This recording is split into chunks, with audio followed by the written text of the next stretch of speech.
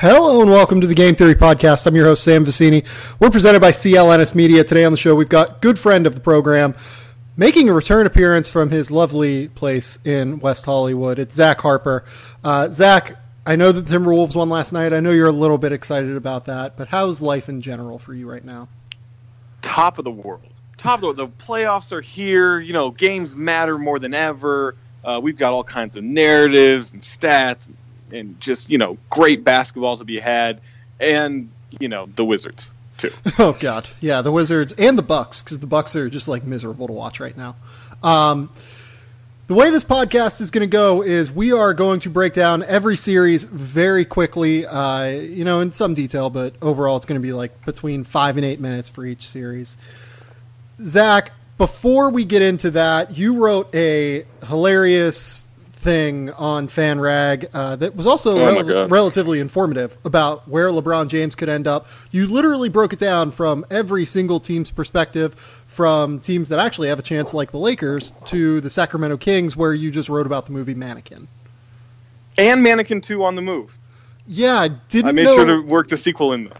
Didn't know either of those two movies existed, and I used to work in Hollywood, so like I mean, they're both classics, but Mannequin it really is just the only way I can like think about the movie is I watch it and I think this dude wrote this movie because he thought about having sex with a mannequin before, and he wanted to justify it in some way. Yeah, I feel like you got some problems when you're out here trying to fuck a mannequin. Like that's I mean, you know, I get the whole like let your freak flag fly and all that stuff. I feel like there's a line with that. But at the same time, sex robots are in, right? Well, you know, everyone's talking about them. But like, we're not going there. We're not getting into the sex robot versus mannequin debate. That's just not happening here. Speaking of movies in general, go read Zach's LeBron thing. It's awesome and hilarious, and he spent way too much time doing it. Oh my god! I wrote over 30,000 words, which, you know, sounds dumb, and it probably is. They pitched me the idea, like, we want to do this King's Landing thing where it's about, you know, LeBron, like, what happens if he goes to every team. I was like, cool, but I thought it was like just video stuff, and then like, oh, by the way, we need written words on this too, and I was like, oh crap. You should have just written it as like a book. You should have just been like, yeah, sorry, FanRag. It could have been. This is going to be a book. It was a lot. Have you seen the trailer for the movie The Meg, by the way, before we actually talk about this? No, but I've heard I need to check it out. It is Jason Statham trying to fight like a giant shark. I'm in. And it's like very clearly made for the, I would guess, Japanese or Chinese market from Warner Brothers. Okay. So like, it has that really bad Great Wall vibe to it, except at sea. Yeah. It's Great Wall at sea. Yeah, I mean, the Great Wall is a real clusterfuck of a movie.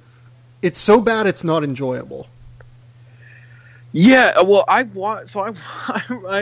friend Robbie Callan, I watched it because we were going to podcast about it, but I forgot to watch the last 20 minutes by the time we started podcasting. So as we were podcasting, I watched the final 20 minutes on mute, and it actually made it okay. Yeah, I can see that. I actually can see that.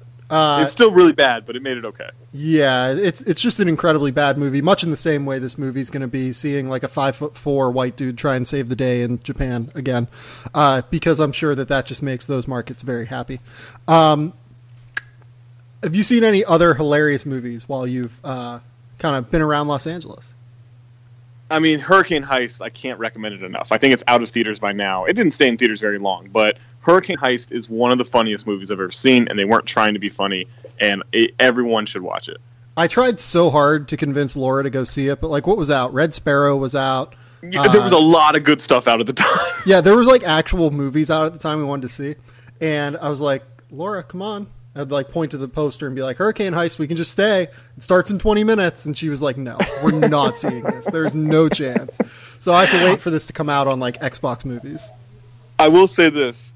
You know how great the accent of Nick Cage is in Con Air, right? Yeah. Oh, yeah. These Alabama accents in Hurricane Heist make him sound so authentic in that movie. Well, like, isn't like Ryan Quanten in it, and Ryan Quanten is Australian, so like How is he doing an Australian or Alabama accent from Australia? It's not great, I'll tell you that. Are we talking like Jack Nicholson in The Departed bad, or like worse? God. Worse. Oh, yeah, my. it's way worse than that. Let's get into the playoffs. What series do you want to start with? I'll just give you the carte blanche to say whichever one you want to start with, and then we'll go through that conference. Let's go. Let's start 1-8. Start 1-8 in the East. Let's start 1-8 in the East. We are here with Toronto and Washington. What are your overall thoughts on the series? The way this is going to go is I'm going to ask Zach for his overall thoughts. Then we're going to talk about the best matchup we're looking forward to in the series. And then we're going to do a fake over-under about the series in general. So what are your overall kind of thoughts going into this thing? I mean, not to dismiss the Wizards, because the Wizards have been surprisingly dangerous in the playoffs over the last few years, right? Like they can creep up on you, and it seems like they have that extra gear to go in a lot of series. But this is all about the Raptors. Can the Raptors prove that they are no longer the Raptors, right? Like they have won in their playoff history. They have won a single game one, and that happened in 2001. In the second round against Philly, I think. And they ended up losing that series. They have lost every other game won, no matter what the seeding was. And so I think everyone, as good as they've been this year, everyone is expecting them to come out and lose game one to Washington. And if it happens, I'm here for all the jokes, right? Like all of them. Every single joke you can muster, I'm here for all of it. But if it doesn't, then maybe we have to start taking them seriously. Yeah, like Toronto won 34 out of 41 games at home this year. If they lose at home to a team with a losing record on the road, oh shit. Like, what are we going to be doing here if the team with, I think, the best home record in the NBA ends up falling to this Wizards team that has just been a total shit show for the last, month and a half? Yeah, I mean, if the Raptors drop game one, then it'll also be interesting if they do, how they drop it, right? Because they've cultivated the best bench in basketball. Yeah. Their bench is unbelievable, but in playoffs, guys usually play shorter rotations, and it'll be interesting to see if the Raptors do decide to play their normal rotation that's worked so much in the regular season. Does that cure some of these bad things that usually happen to him? Or if things go bad in that, it'll be like, oh, we need to rely more on our starters. We got to shorten this bench. Like, they could completely lose their identity that they've worked so hard to recreate if things go poorly in this first game. So you don't, as bad as I think Washington is at this point in the season, and I'm not sure John Wall is healthy at all, but if you give them any kind of confidence after game one, they're going to think they can win this series.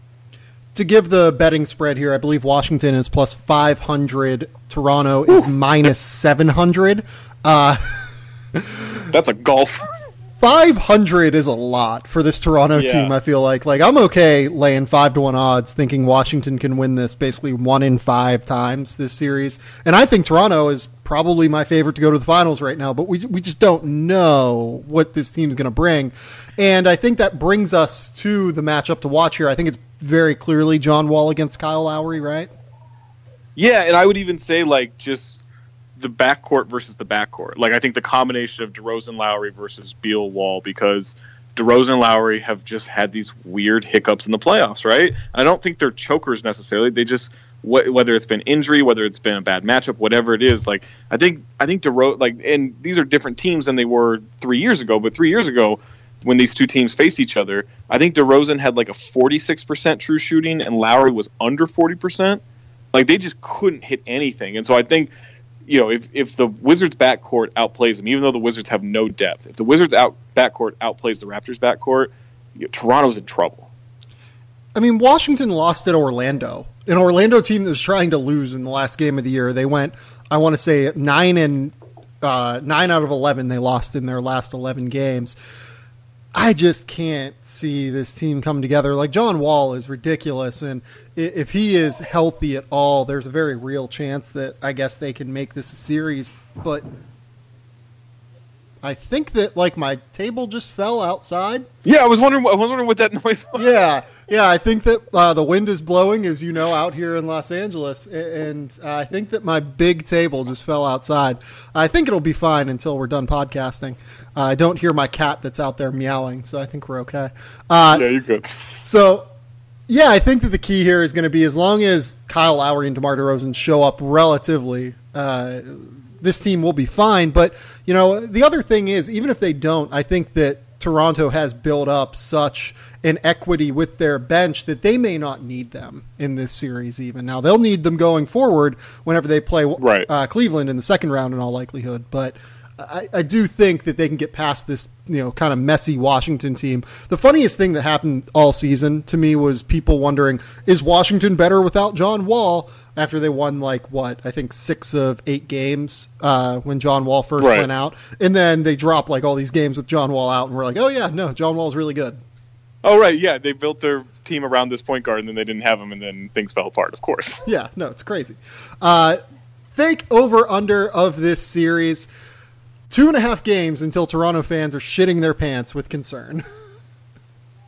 Man. You know what? You know me. I love tradition. Under. I think I'm going to go over here. I think that Toronto wins in, I'm going to say 5. I really think this Washington team is a mess right now. And what happens with Washington if they end up going out early in this series? I don't know. But I think this team is just such a mess that it's going to be okay. I mean, Toronto, maybe not Cleveland in the second round. We'll see what happens there. I think they'd be my favorite, but I understand that's going to be a tough matchup. Washington, man, you just have not been good for a long time in this NBA season. Yeah, it's been a while. Yeah, I think I've got Raptors in 5. I was thinking Raptors in a sweep, but I'll go 5. Let's move on to Celtics, Bucks. What are your overall thoughts here? How are the Celtics going to score? Yeah. They just, since Kyrie went down, I think they're the 8th worst offense in the league. There's a 7 or 8 point difference in offensive rating when Kyrie's on the floor versus Kyrie off the floor. They've got plenty of good players to try to make up for that. And Jaylen Brown, I think, can take more responsibility. Tatum it'll be nice to see how he's tested. I think Al Horford can do more. They have depth and they have weapons, even with all these injuries. But Jaylen Brown's gonna have to carry this offensive responsibility and defend Giannis.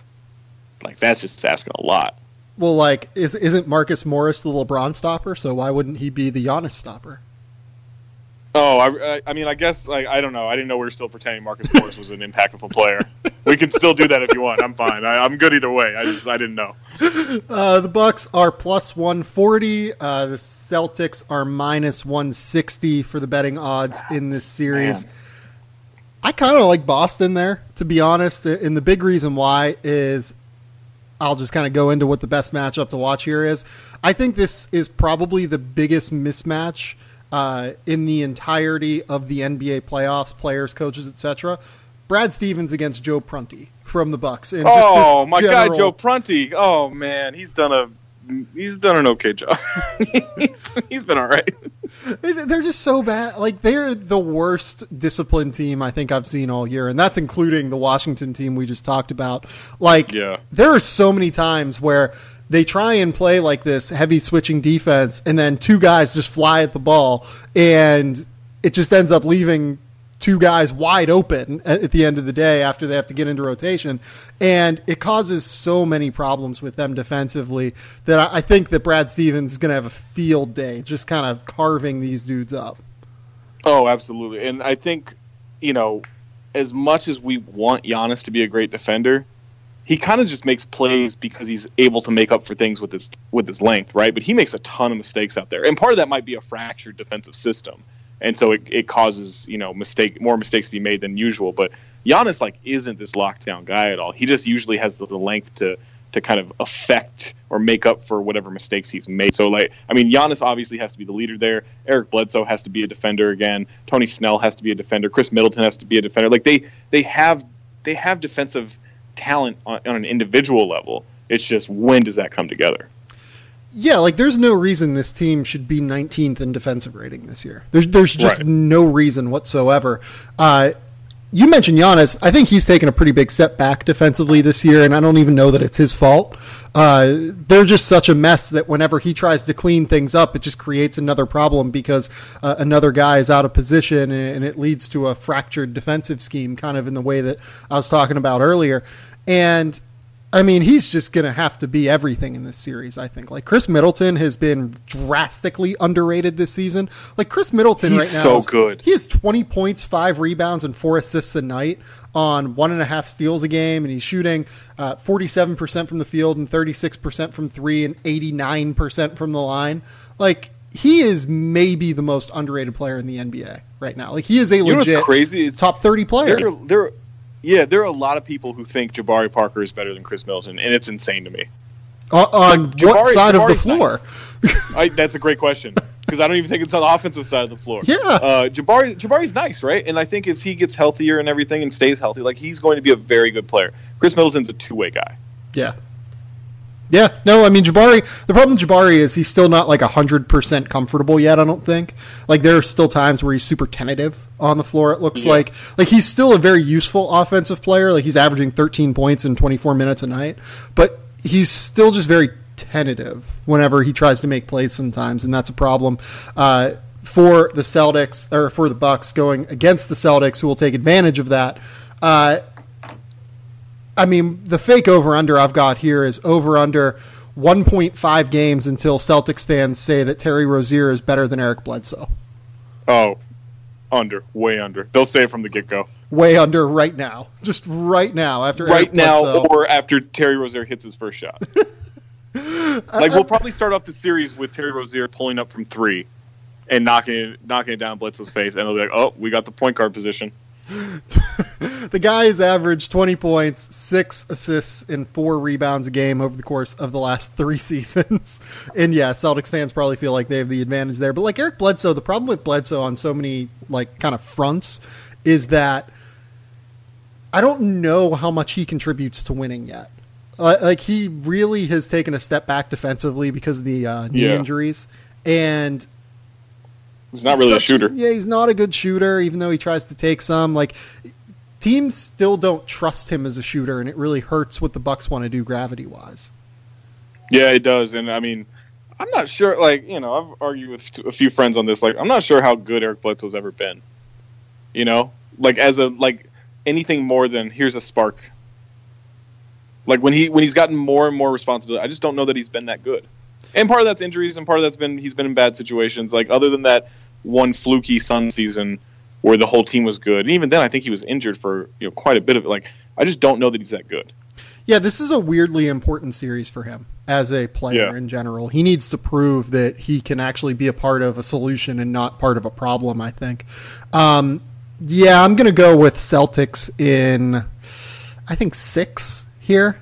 I think that it doesn't even take 7. I think the Celtics just take advantage of a total mess that is this Milwaukee team. And we're talking about Milwaukee going into an uncertain summer with a new coach and a new problematic roster, really, where they're going to have to figure out solutions without a whole ton of cap space.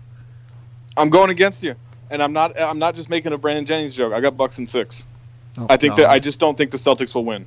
Oh God. I don't think the Celtics can score. I mean, like, we can make that joke again because Brandon Jennings plays for the Bucks. Has someone asked him about that yet? I don't know. I actually kind of hope that dies out, but I'm serious. Like, I think the Bucks will win the series. I don't blame you. Like, there's a reason that they're only plus 140 here. Like, they're a very this is a 50-50 series, I think, if not maybe like 55-45. So I don't blame you there. Let's move on. Let's talk about Miami and the Philadelphia 76ers. This is definitely the best Eastern Conference series, right?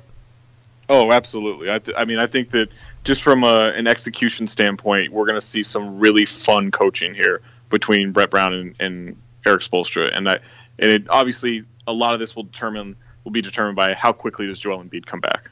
Is he going to be back first game? Is he back third game? When is he back? But when he's on the court, it should be like lights out for the Sixers, but they're also very young, and I think Miami's ability to execute, because I don't think that team's very good, but they execute the game plan so well that is going to determine how quickly the Sixers have to grow up. Yeah, let's just kind of jump into that best matchup section here, because I think that the matchup I'm most looking forward to the Eastern Conference in general is Ben Simmons against Eric Spoelstra. How does Spoelstra develop a defensive scheme that really hinders Ben Simmons getting to the rim? How does he allow him to just kind of float on the perimeter and force him into, contested 15-footers or uncontested 15-footers, really? Well, yeah, and this will be kind of a growing up moment for Justice Winslow, right? Like, Justice Winslow's had, a decent season. Like, he's been an okay player. He's not the guy we all hoped he would be coming out of Duke, but he's done some nice things in kind of limited minutes. But I think that you'll see a lot of James Johnson. Yep. On Ben Simmons. I think you'll see Winslow get a crack at it because he can just focus on defense. And Josh Richardson too. Like, they have three really good defenders to throw at. That's a good point. Yeah, like that's the key for me here. Like, I think that Miami has some very real bodies that they can throw at Ben Simmons. The problem is, again, like, what do they do with Embiid, and how does Whiteside guard in space whenever this team, really gets their pick and roll attack going with Ben Simmons and Joel Embiid? I don't really know that they can handle that attack. Maybe you just don't play Whiteside. Maybe you play Kelly Olynyk and just kind of let Embiid go nuts and force, Joel Embiid into easier shots and force the rest of the team into tougher shots. See, I think that's the move. Is I don't think you play Whiteside because, granted, I don't put a ton of stock into regular season series and regular season matchups, but when Embiid and Whiteside were on the court together, the Sixers shredded the Heat. Yeah. Just shredded them this year. Whiteside, it'll be interesting to see how much pressure Spoelstra feels to play Whiteside to match up with Embiid, because I just think it's a bad matchup for the Heat. Yeah, Spoelstra is a guy who doesn't really feel pressure in general as a coach, just because that's kind of the way he is. But there is some interesting internal dynamic there that says, okay, Hassan Whiteside is our $25 million player. We kind of have to play this guy, right? Right. So, I don't know. I'm going to be interested here. My fake over-under for this series involves Hassan Whiteside and Joel Embiid. If you remember, they had a hilarious battle in the preseason.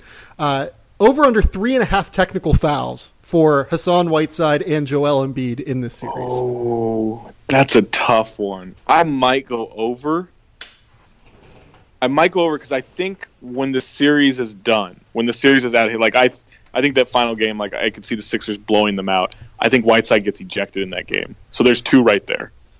There's almost certainly going to be a double technical as well. You know what I mean? These two are definitely going to get a double technical at some point, because Joel's just going to talk an incredible amount of shit, and Hassan's not going to be here for that. So right. I think it's over. I think it's very clearly over, and it's going to be fun. The only thing that could hold back this over-under is if Joel Embiid does not return until Game 4. Oh, I think he'll get some from the bench. Just from the bench, just talking shit to Whiteside in his mask. Any random bench technical, that's Embiid getting teed up. Oh my God, that definitely counts toward this total. What are you going to do in terms of picking this series? I really don't know. I think that Miami actually presents some very interesting problems for Philadelphia. Yeah, and I know Miami's done I think for the most part, considering the talent and everything, they've done a good job of executing offense at the end of games. But I'm not as good as they can defensively, and as many random wing defenders they can throw at them. I just don't think they're going to stay home on shooters. Mm-hmm. And because of that, I think Covington, Bellinelli, Redick, I think Dario Saric, I think those guys will feast at times, and I'm either going to go Sixers in 5 or Sixers in 6, but I think it's a tough 5 or 6. Yeah, I'm actually going to say Sixers in 7. I think it's a really tight series. I think that the Sixers grow up here, though.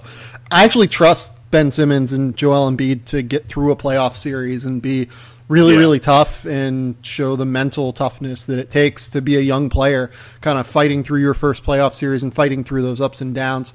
Let's move on to the last Eastern Conference series. That's going to be the Cleveland Cavaliers and the Indiana Pacers.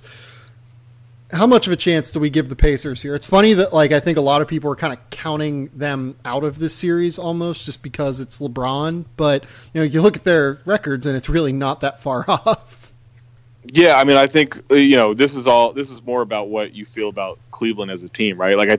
I don't think anyone's going to pick Indiana to win the series because LeBron's involved, but I would be shocked if this went under 6 games. Just because I know LeBron doesn't really lose first round games, right? But I think Indiana is scrappy enough. They shoot the ball well, and I just don't know what you get out of this Cleveland rotation on a consistent basis. Yeah, Cleveland went 32-49-1 against the spread this year. Like, that is just awful. That is terrible. Indiana wins 48 games. They're just 2 games behind Cleveland, obviously, here. Plus 260, minus 295. Cleveland is favored here. I don't have any idea what to make of Cleveland's defense. They've been a little bit better as the season has gone on defensively, but they haven't gotten a ton of games with the rotation that I think they're going to want to play in the playoffs, and that's really scary to me. Yeah, I mean, it could end up working out. Like, maybe they've gotten enough practice time, right? And they feel pretty confident. They just need to get through a couple of reps in real games, and they'll be like, oh, we can rotate. We know where everyone's going to be. Or it's just a disaster defensively. And LeBron's good enough. He's able to make it up, and he'll probably outplay Victor Oladipo most games. But there is going to be a certain point where it's like the Pacers are just raining shot after shot after shot from downtown because the Cavs just don't know how to defend the three-point line. Yeah, I'm really interested, too, in that vein to see, this is going to be my big matchup, how quickly do the Cavs just go straight small and force Miles Turner to the bench? And how much does that even affect Indiana, given that Miles Turner, especially really over the last month and a half since he came back from that injury, has not been very good. Like, he just hasn't. He's been very inconsistent, and it seems like they almost don't really know what to do with him right now. Yeah, and I think that he's just not really a rhythm guy right now, and I think they're okay with that because you can go with Domantas Sabonis, right? Like, you can go with even like Thad Young at the 5. Like, I don't think they need to really overthink this rotation. Like, just put your 5 best out there, and if that doesn't include Miles Turner, I don't think they worry about it because it's not like Cleveland's going to be bruisers inside. Like, none of these teams are bruisers inside, so you can kind of afford to play around with that.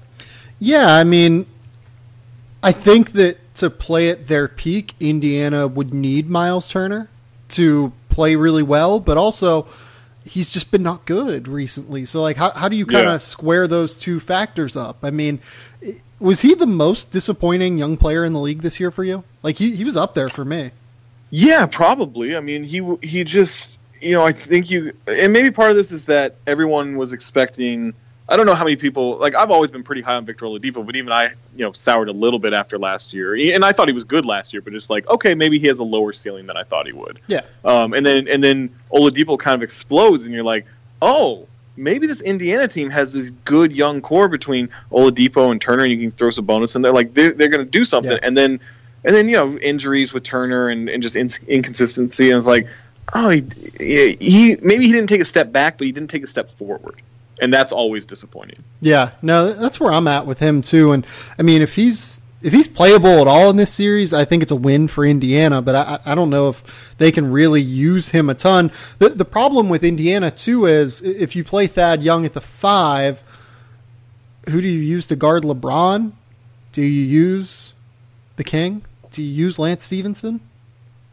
I mean, I think there are stretches where you have to use Lance just to see if he can get LeBron out of his headspace, even for a couple of possessions. But there's a real tipping point with that because you also don't want to piss LeBron off and get him uber motivated to destroy. Speaking of pissing LeBron off, my fake over-under for this one is 17.5 minutes until Lance Stevenson pisses LeBron off to the point where play is stopped due to an impending kerfuffle. Way under. I think that's happening like within 3 minutes. I think I agree.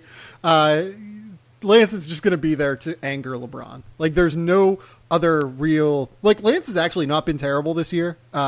He's been better than what he's been, I should say, I guess, in his recent history. But he's going to be there just to piss off LeBron. And it's going to be glorious.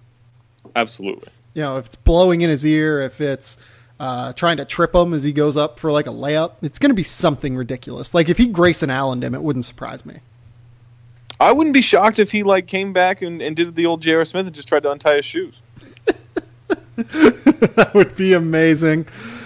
Zach, if you've tried online dating. The chances are you've run into lazy text messages, dead-end conversations, or random matches that don't turn into dates. But have you seen the success stories from eHarmony, real people finding real matches with eHarmony? I don't know about you. I have a girlfriend, but I'm sure that you know people that have tried eHarmony before. I know folks, and they've had so much success with this service. They find I've known people who got married off it. Do you really? Absolutely. Yeah, absolutely. Tell me all about it. My friend John, he did a couple of the dating app stuff like early on with other sites, and then he just tried eHarmony, and I don't think it took long. Like within like a couple of months, he had met someone, and within like a year or two, they were married, and they're still together.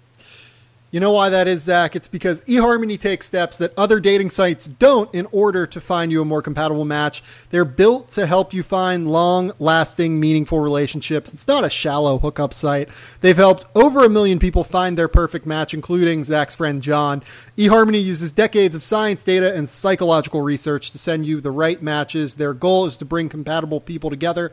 Right now, my listeners can get a free month with eHarmony when they sign up for a 3-month subscription. Enter my code GAMETHEORY at checkout. That's GAMETHEORY at checkout. Stop waiting and start your journey to a satisfying, meaningful relationship. It can be fun to play around with online dating apps, but when you're ready to fall in love with someone and have a meaningful relationship, there's one app that's built to bring you real love. That's eHarmony. Come see how eHarmony can change your life. Go to eHarmony.com and get started. Enter my code GAMETHEORY at checkout. That's GAMETHEORY. Go find your love at eHarmony. Zach, let's move on to the Western Conference. Let's talk quickly before we get into the Houston-Minnesota game about the Minnesota-Denver game last night. Just an incredibly fun game that was very messy in all of the ways you would expect a winner-take-all game to be, but also just incredibly intense and fun to watch. It was great. I mean, as someone with a little bit of skin in the game, because I've been a Timberwolves supporter for most of my life, but that stuff kind of gets diluted as you do this job and everything. But they still kind of brought up like those old playoff, and I mean old playoff feelings of the Timberwolves because they hadn't made it since 2004. But it was like, oh right, basketball in April can be fun again. And so it was cool to see, and both teams, they made plenty of mistakes. I'm sure they're still kicking themselves, even though the Wolves won, like with a lot of the mistakes they made. But it was fun to see it. It was fun to see it go to overtime, right? Like that's what you would want. You wouldn't want a blowout victory on either side. Like you want that thing to really go down tooth and nail, and it was just fun. It was so fun just to watch Nikola Jokic and Karl Anthony Towns battle back and forth with each other. There was some cross-matching involved. They weren't always going right up against each other in this game. Like Taj Gibson handled Jokic late in the game. They were kind of switching Jokic in and out defensively, offensively, just to be able to actually defend what Minnesota wanted to do in space. They started to really attack Jokic with 1-4 pick and rolls with Taj Gibson and Jeff Teague. I mean, what do we think of the Jokic, Karl Anthony Towns debate after this game? Does it matter at all that Jokic showed up in an incredibly important game? Does it matter that he is so defensively deficient that they had to play defense-offense with him at the end of the game? He's just one of the most polarizing, fascinating players in the league. And then you have Towns on the other side who's a little bit more complete now, I think. He's still not like a great defender, but he's at least not so bad to the point where you can't take him out.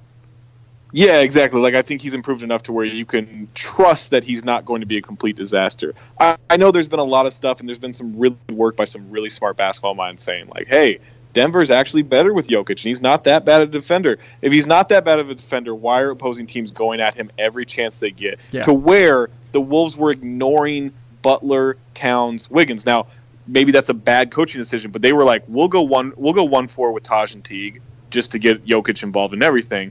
So why are teams still attacking consistently Jokic's position on the floor? And why is Mike Malone subbing him out in a one-possession elimination game for Mason Plumlee to get an extra defensive possession in? I think Jokic is super talented, and he was unbelievable on offense. I mean, The Wolves actually defended him really well in the second half, and it didn't matter. He hit just about every. I think he hit like 7 or 8 shots in a row at one point. He was unbelievable on offense, but if you're subbing this guy out in a one-possession elimination game because you can't afford to have him on the floor, I'm sorry, I'm not buying that they're better defensively with him. I know that, and I know the numbers, but like they're not worried they're going to win by too many points, right? By keeping him in. Like, there's a reason they're doing this. Well, like, here's the thing. Maybe they are better defensively with him. Like, that I actually might be willing to hear out that argument, and I've read plenty about it. But it doesn't matter. Like, they're still like a 111 defensive rating team with him on the floor. Right, exactly. Yeah, right. I mean, maybe they're just their role players can't play any defense, right? Like, but like that, we know that that's not true. Like, Gary Harris has been really good defensively this year, and Jamal Murray has been solid defensively, and Paul Millsap's an all-NBA, all defensive player, right? Yeah, and like Wilson Chandler is not a bad defender. Like, it's crazy to me that we have this conversation that Jokic might actually be good defensively because he shows up well in box plus minus and RPM because he's such a dominant rebounder defensively. Like, we need to chill out on that, I think. Like, and we can stop with the, he actually doesn't commit a lot of fouls, so it's really good defensively. Yeah, because he's never in position to foul anybody. Kevin Love did the same thing. Kevin Love's last year in Minnesota, that team with Pekovic, Love, and Kevin Martin in the lineup was like the 13th or 14th best defense in the league because they didn't send anyone to the free throw line because they didn't foul anybody because they were never in position to foul anybody. We can stop with that little nugget of information. Yeah, like, I'm okay with saying that Nikola Jokic is a absolutely incredible young player in the NBA, and I voted him, or I would vote him, third team All NBA this year. He is awesome.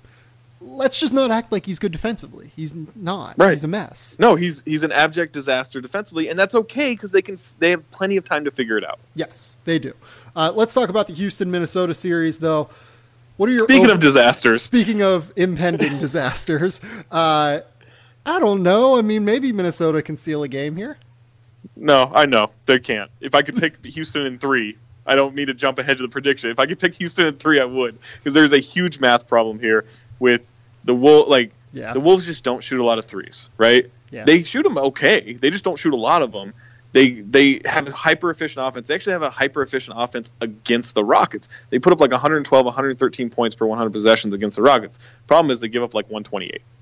Because the Rockets can go 15 for 60 from 3. They're still going to outscore the Wolves by 30 points at the three-point line. Yeah, the math problem is a significant concern. What I would also say, though, is that this Minnesota team defensively still has not made the strides that it needs to, despite the fact that... it's bad. Yeah, like Taj Gibson is there, and Taj is a very good defender. And you know what? Andrew Wiggins last night was really good defensively. He's good. I know we're another year away from his stigma getting erased, but like he's been good defensively this year, especially on ball. It's just that the whole team is such a disaster defensively. He's not good enough to make up for it. Right. And he still has some issues off the ball, but for the most part, their problem defensively is all with the bigs. Right. And like Jimmy Butler, also all NBA defender. The fact that this is not a top half of the league defensive team is bananas, especially when Tom Thibodeau is their coach. But the problem here, like you said, ultimately is math. I just don't see how this is going to work. The best matchup in this series for me, I just want to see Andrew Wiggins in a playoff setting because I really liked what I saw from him last night. I love the fact that he only took like 9 field goal attempts. I think he had 8 free throws, only 13 true shooting attempts, and had like... He had some really... This sounds dumb, but he had some really aggressive rebounds. He actually did. I know... Yeah, I mean, he did that in the last couple of games where he was really going after the boards. And what I like about him is he's actually pretty good in clutch situations. It's just they don't really go to him that much anymore because they have Butler now. But my favorite moment of the season was them up 2, him at the free throw line. He hits the first one to put them up 3 with like 14 seconds left. And then Will Barton and all the Nuggets come over and just start talking so much shit to him to try to get in his head and get him to miss. And Taj even said after the game, like, yo, they were not saying nice stuff about him to his face. And you look at him the whole time, and he has the biggest smile on his face. Like, he couldn't have enjoyed that moment more, which is weird because he's such an emotionally detached player all the time, right? So to see him, like, reveling in that moment of, like, this is fun, it was kind of a cool thing to see. Well, the thing is that like aloofness works both ways, right? Right. Like, that's a great point. It helps you in situations like that because you're just like, okay, this is another situation, whatever. It hurts you in the general run of an NBA season where it's very easy to let the aloofness just overpower the rest of your game. But like he had like what did he have? I think he finished with 17 points, 5 rebounds, and 4 assists last night. Yeah. If he does that, he's passed really well recently. Yeah. If he does that in this series, I think they can win a game. That's where we're at. Sam, they're not winning a game. And I don't want people to say, oh, this is a reverse jinx. No, they're going to get smashed in this series. Yeah. Absolutely smashed. Every game. Yeah. The fake over-under here is 0.5 average shots more that Andrew Wiggins takes per game than Karl Towns takes. Ooh. I'm going to go under because I think they're learning to use Towns more, and he's learning to seal his defender more to get actual post-entry passes. The only way I can see that happening is if Towns just takes a lot of free throws.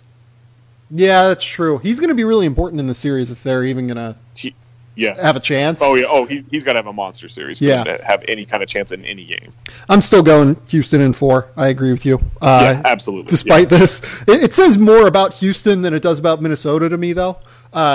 This Minnesota team with Jimmy Butler has actually been really, really good this year. It's more just that Houston is fucking insane.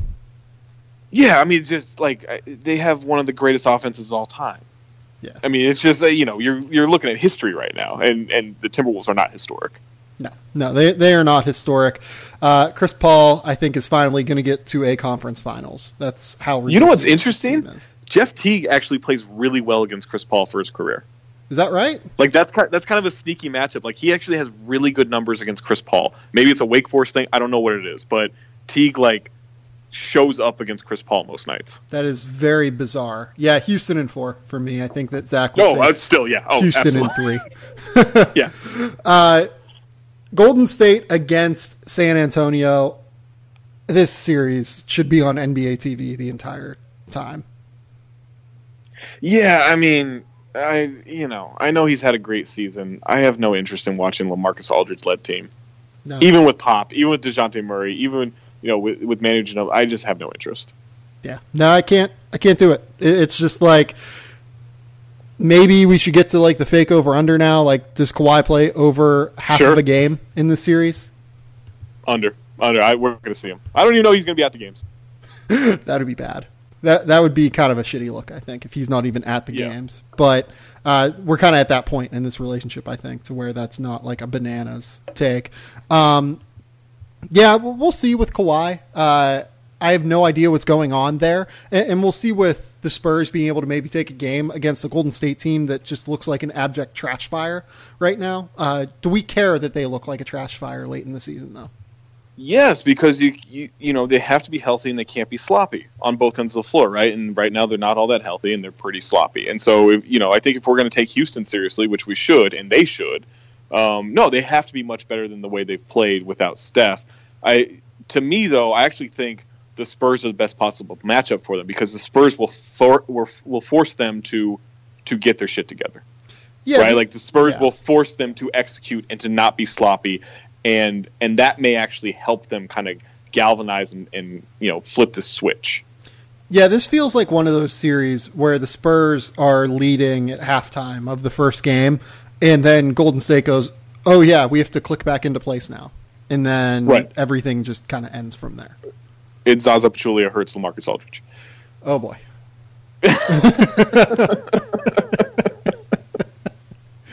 That is way too likely going to happen. Yes. Way too likely a possibility. The Spurs are plus 300. Golden State's plus 330 or 345 here.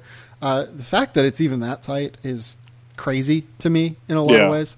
I think Golden State wins in 4, to be honest. I've got Warriors in 5. I think the Spurs will be Spursing and take a game. It's possible. They might be able to get one in San Antonio, but yeah. Unless Curry comes back in the first round, which I don't think he will. He's kind of hinted at that might happen. I don't think that's going to happen. If Curry doesn't play at all, I think the Spurs take a game. I just don't see why he would play. Like they don't need him. It makes no sense. Team. Yeah. No, rest. Get healthy. Yeah. Let's move on to the third series here. I believe that Portland is the number 3 seed. This Correct. Entire conference. We still don't know, actually. We still haven't determined what the seeding is, 3 through 6, but allegedly they're the 3 seed. Yeah, and they're playing the Pelicans. Overall thoughts here, I'm excited for the NBA TV series. Yeah, this will be the NBA TV series. I really like this Portland team. I'm impressed by what the Pelicans done since Cousins went down. I kind of look at this as if you're the Blazers, is the key to just stop everybody else, right? Like, can you be comfortable in your own skin giving up 45 points a night to Anthony Davis and still feel like you're going to take over this game and win this series? I think that's really the mentality they have to have. It's just like, look, Anthony Davis is awesome, and he's impossible to guard. And we have some big bodies, but for the most part, we're not going to be able to defend him. We got to defend everybody else. Yeah, like the biggest matchup for me here is, the most important one is definitely Davis against Nurkic and just figuring out how to guard Anthony Davis, because there's no way Yusuf Nurkic can do it. Oh, God, no. Yeah, so the biggest matchup that I'm most looking forward to, though, is Damian Lillard against Drew Holiday. I think Drew Holiday has been one of the best defensive guards in the entire NBA this year. He's just been an absolute beast on defense. He's been forced to guard like 1 through 3 the entire year, and he's so versatile and so tough. But I think you have to just throw him on Lillard in this series and try and get him to slow Dame down.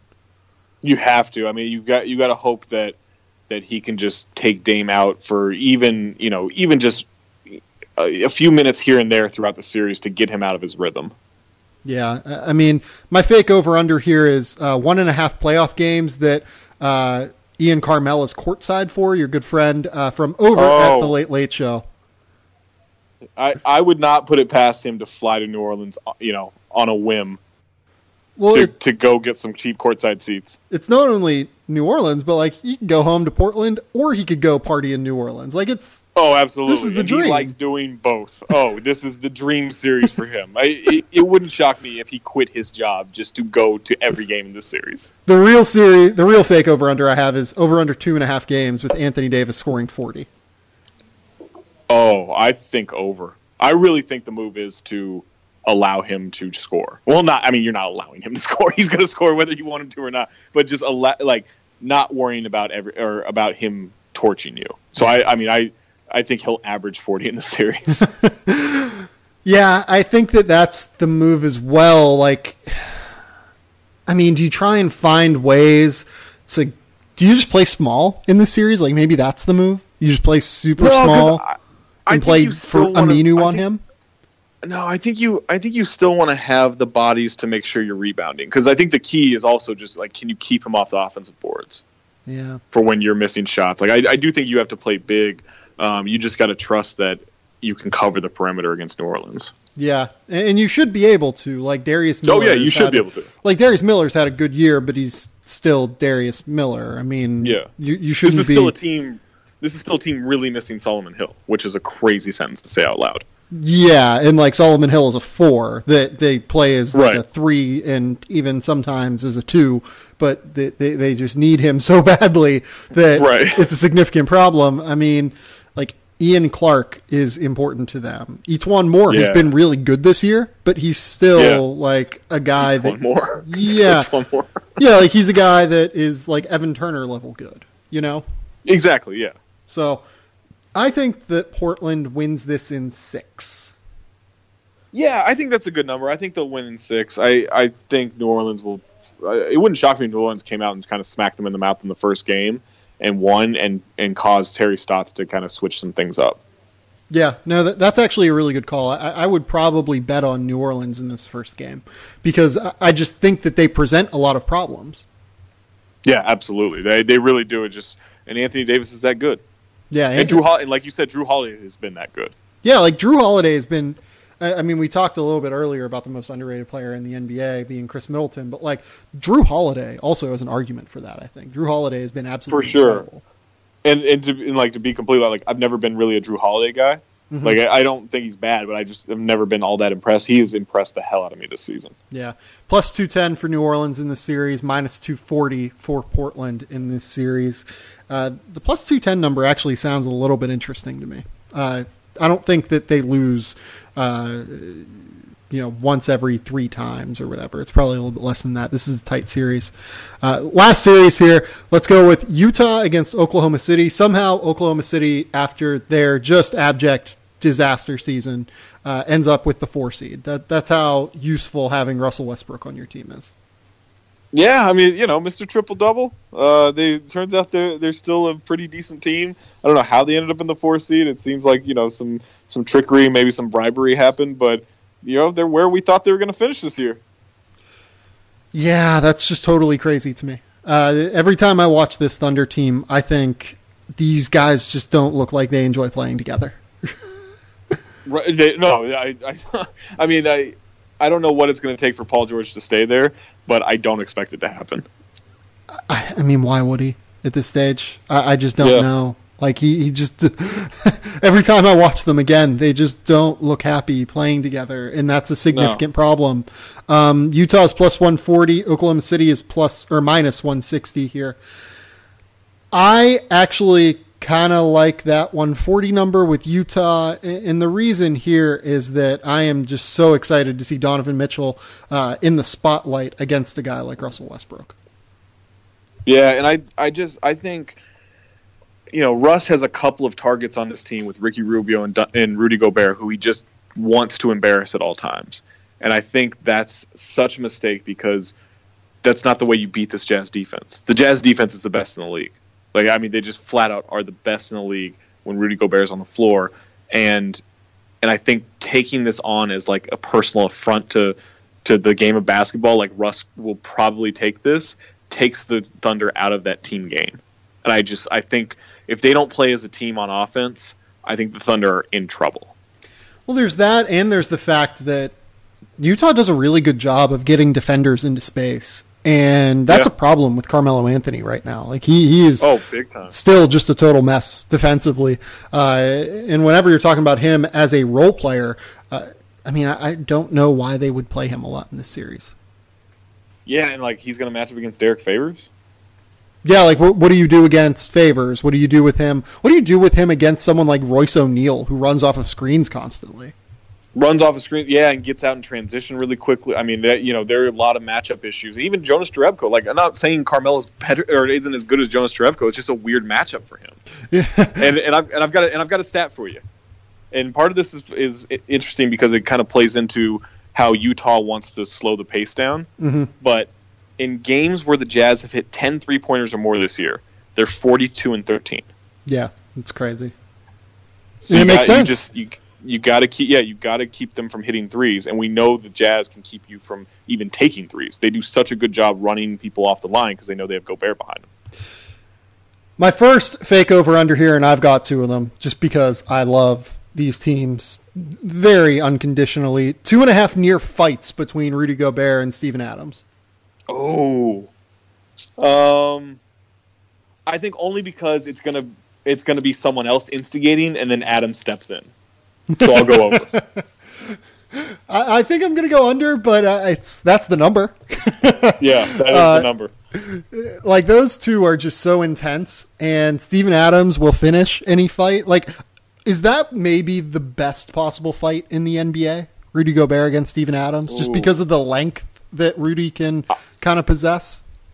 I actually would like to see Derek Favors kind of step in. Derek Favors is this low-key comic book nerd, and I think he's compared himself to the Hulk a lot, and he's mimicked that line of I'm always angry, the line from the Avengers about that the Hulk gives out. And I think Favors is kind of just waiting for someone to start something at some point so that he can get into a fight. And I think that Favors versus Adams could just level the arena.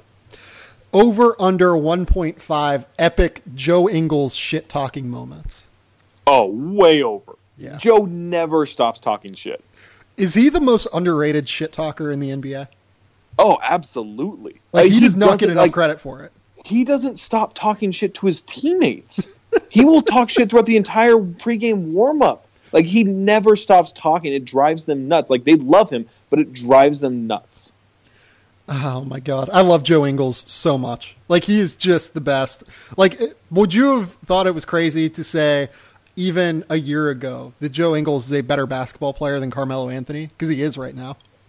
He is right now. I mean, and I've always kind of, held out hope for Melo, left and right as it's gotten progressively worse. But Joe Ingles is like such a dominant pick and roll distributor and that I would take that option over anything Melo does any day. And then he shoots 44% from threes, a killer shooter from the corners. And he's a good defender. Yeah, he is. He's legitimately good defender. Yeah, he's like a sneaky, awesome defender because he's super big. Like, I don't think people realize, like, Joe Ingles is he's like 6'8", 6'9". Yeah, and he has long arms, and his feet are just quick enough. Yeah, like, there's going to be a drop-off at some point, and he's going to become, like, a significant problem, but they're just quick enough right now. Yeah, just quick enough. What do you think ends up being the result of this series? Because I think it's pretty clearly the series I'm most looking forward to of the playoffs. Same. I know Zach Lowe feels the same. I'm going Jazz in 6. I think the Jazz win the series. I actually agree with you. I think the Jazz in 7. I think they go into Oklahoma City and win Game 7, which is just a crazy statement. But I think that this series is going to be that close, and it's going to be filled with awesome, epic games. Like, no one on either of these teams stops talking. It's going to be just a battle. There's going to be a wrestling match at times. Oh, we're going to see Russ and Joe Ingles get into it multiple times. Yeah, and given the pace of the game, too, like, it's going to be a wrestling match. These are going to be, like, 89, 84 games, I feel like. Oh, absolutely. And it's just going to be I think that I don't think people realize how much Russ hates Ricky Rubio. Why is that? Because I was there for the start of this. Rubio's first game of his career was in the lockout shortened season, and the Wolves were hosting the Thunder. And before the game, Minnesota reporters asked Westbrook about playing against Rubio in Rubio's first game. And he was so offended by the notion that they would ask him about him. And as media availability in the locker room is over and media's shuffling out of the locker room, Westbrook, who wouldn't really answer questions, was like, "Man, fuck him. He doesn't even start." And since then, he has had a personal vendetta of trying to embarrass Rubio every single time. Yeah, that's not going to end well. And it's usually worked because Rubio was on bad teams, but this Jazz team is pretty good. And they're athletic enough to just cut off, like, Westbrook's drives better than most teams are. Like, Mitchell is at least useful. Dante Exum is athletic. You throw in Royce O'Neal and Ingles. Since he came back. Dante's been really good since he came back, and I love that. Like, I'm all here for the Australian buddy cop movie that's going to be Dante Exum and Joe Ingles in the future in Utah. Absolutely. Absolutely. Also, one of my favorite Joe Ingles facts, there are many, because Joe Ingles is just the greatest. Joe's middle name is Howard, with a T. That doesn't make any sense. Not Howard as in Howard the Duck, but Howard. Right. Like, that can't be real. I hope it's real. I hope to God it's real. Oh, man. Zach, do you have anything else? No, just go. I worked really hard on the Kings Landing. Go to frshoops.com, fanragsports.com, and just click on the links and just leave them open for a couple of minutes. You don't have to read them; just leave them open.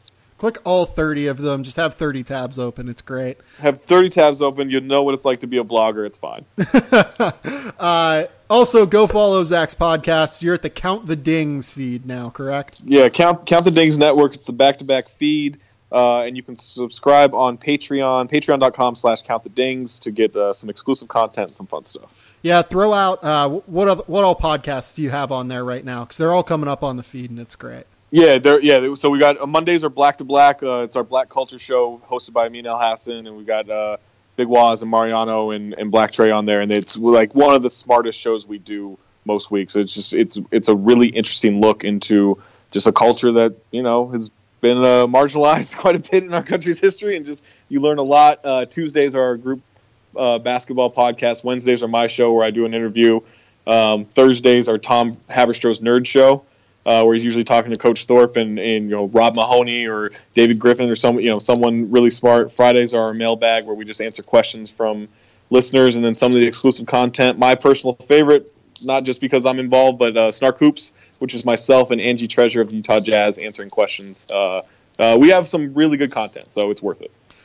Go follow them. Go subscribe to their Patreon. It's all great content. They do a great job over there. And Zach has done a great job kind of leading the way along with Jade, right?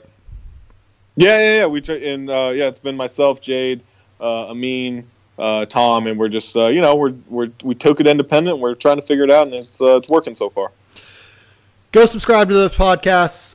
Go subscribe to their Patreon. This has been the Game Theory Podcast. We will be back early next week. We'll talk a little bit about Hoop Summit. We'll talk a little bit about what we saw in the playoffs, and we'll talk a bit about some young players in the NBA as we did earlier this week. But until next time, enjoy the playoffs that start this weekend. Enjoy the hockey playoffs as well, because the Penguins are going, and we are all Penguins fans at this time of year. So until next time, we'll talk soon. Bye.